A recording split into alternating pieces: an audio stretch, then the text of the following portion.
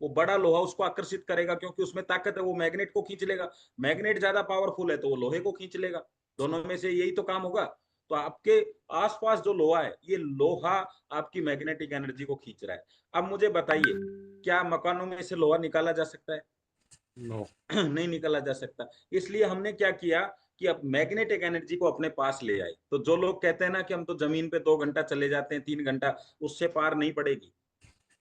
आपको रात को, आप उस मकान के अंदर हैं, जो चारों तरफ लोहा है वो सारी एनर्जी को खींच लेता है, तो आपको रात को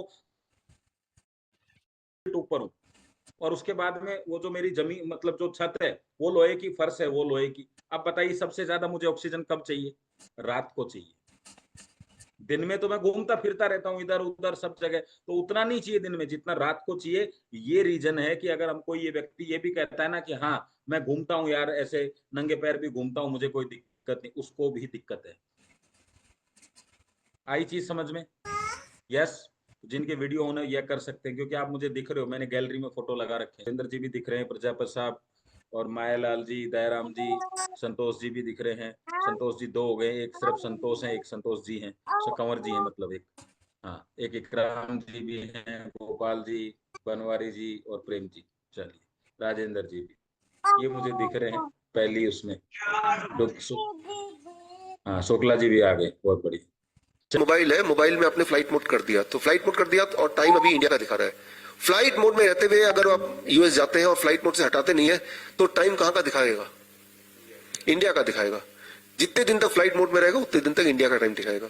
अगर आप चाहते हैं कि वहां के टाइम जोन के हिसाब से टाइम दिखाए, तो आपको क्या करना पड़ेगा? उसको वहां के लोकल नेटवर्क से कनेक्ट करना पड़ेगा। कनेक्ट करने के कुछ सेकंड के अंदर वो वहां का टाइम दिखाएगा। क्लियर है?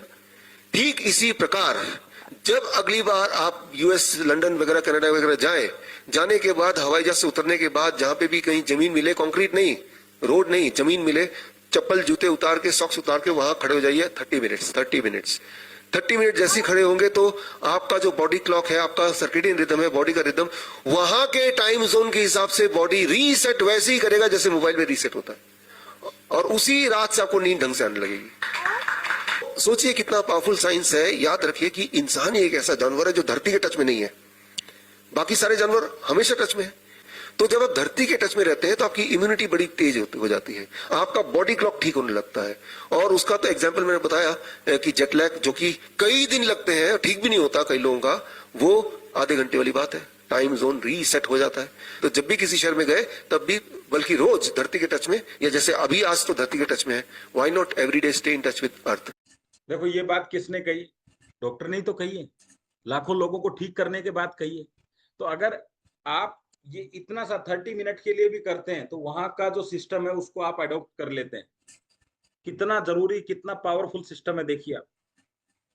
तो पास जो बायोमैग्नेट है ये क्या है? धरती का सब्स्टिट्यूट है। तो यूज करना चाहिए कि नहीं करना चाहिए? अभी गर्मी हो रही है, हाथ का पंखा भी कर सकते हैं, लाइट का पंखा भी चला सकते हैं, कूलर भी चला सकते हैं, ये सब सब्स्टिट्यूट है। और ये सब एक ही चीज बता रहे हैं, यस, पृथ्वी कितनी महत्वपूर्ण है। तो ठीक है, ये पृथ्वी, आप ये कहिए, ये जाके चेक करेंगे कि भाई हम पृथ्वी चाह के भी पृथ्वी के संपर्क में नहीं आ रहे तो क्या करें? तो पृथ्वी को जब हम जाएंगे कि पृथ्वी करती क्या है एक्चुअल में, तब आपको पता चलेगा। मैग्नेटिक एनर्जी देती है, वो मैग्नेटिक एनर्जी तो चाहिए आपको।